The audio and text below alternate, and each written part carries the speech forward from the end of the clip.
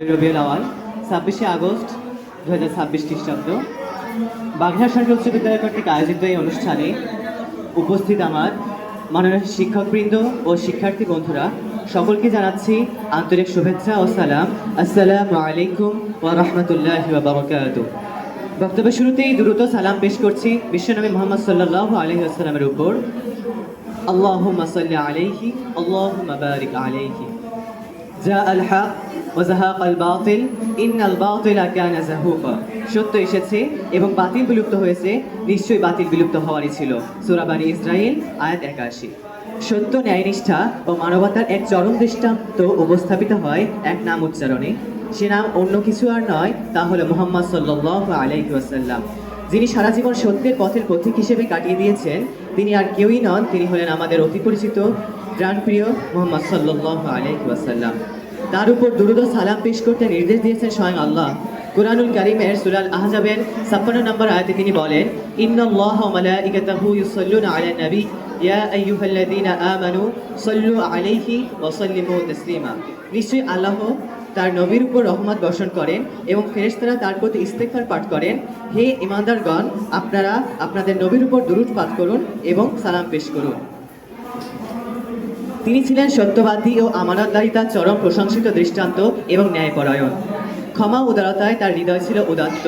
তিনি প্রতিশোধের কথা কখনো চিন্তায়ও আনতেন না।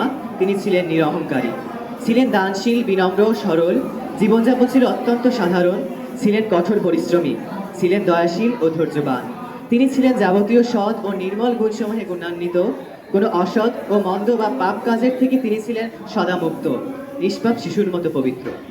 জন্মের পর থেকেই তিনি ছিলেন বরকতময়, নবুয়ত লাভের পরও ছিলেন বরকতময়, মৃত্যুর পর আজ পর্যন্ত তিনি বরকতময় ও রহমতপূর্ণ। মহান আল্লাহ তাআলা এই প্রসঙ্গে বলেন, ওয়ামা আরসালনাকা ইল্লা রাহমাতাল লিল আলামিন। অর্থ, যার আর আপনাকে প্রেরণ করেছি বিশ্বজগতের প্রতি রহমত স্বরূপ। সূরা আল আম্বিয়া আয়াত 107। তিনি ছিলেন নৈতিক মূল্যবোধের চরম এক বাস্তব দৃষ্টান্ত। তার আদর্শ ছিল অনন্য। তিনি ছিলেন একজন আদর্শ সন্তান, আদর্শ পিতা, আদর্শ স্বামী, আদর্শ নাতি, আদর্শ নানা ও একজন আদর্শ মানুষ, সমাজসেবক ও রাষ্ট্রনায়ক।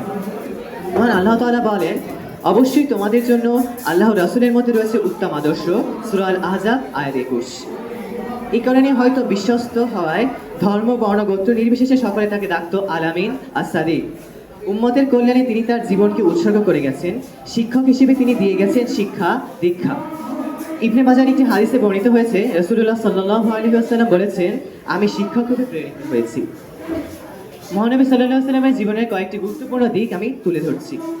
ধর্মীয় দিক, শিরক ও পৌত্তলিকতা নির্মূল করে তাওহীদ প্রতিষ্ঠা করা। ব্যক্তিগত ও পারিবারিক দিক, একজন আদর্শ স্বামী, স্নেহশীল পিতা ও দয়ালু প্রতিবেশী হিসেবে তার প্রতি সাধারণ ও অনাড়ম্বর জীবনযাপন। সামাজিক দিক, দাস প্রথার বিলোপ সাধন, নারীর মর্যাদা ও অধিকার নিশ্চিতকরণ এবং জাতি, ধর্ম, বর্ণ নির্বিশেষে সাম্য প্রতিষ্ঠা। সামরিক দিক, যুদ্ধের নীতি নির্ধারণে উন্নত কৌশল অবলম্বন, বেসামরিক নাগরিক, নারী, শিশু, পশুপাখি ও পরিবেশ রক্ষায় কঠোর নির্দেশ প্রদান। রাজনৈতিক ও প্রশাসনিক দিক, একজন দক্ষ রাষ্ট্রনায়ক ও বিচারক হিসেবে শাসন ব্যবস্থায় ন্যায় বিচার, ন্যায়পরায়ণতা ও পরমত সহিষ্ণুতার দৃষ্টান্ত স্থাপন। মূলত তার সম্পর্কে বলতে গেলে কয়েক দিন নয়, কয়েক সপ্তাহ নয়, কয়েক মাস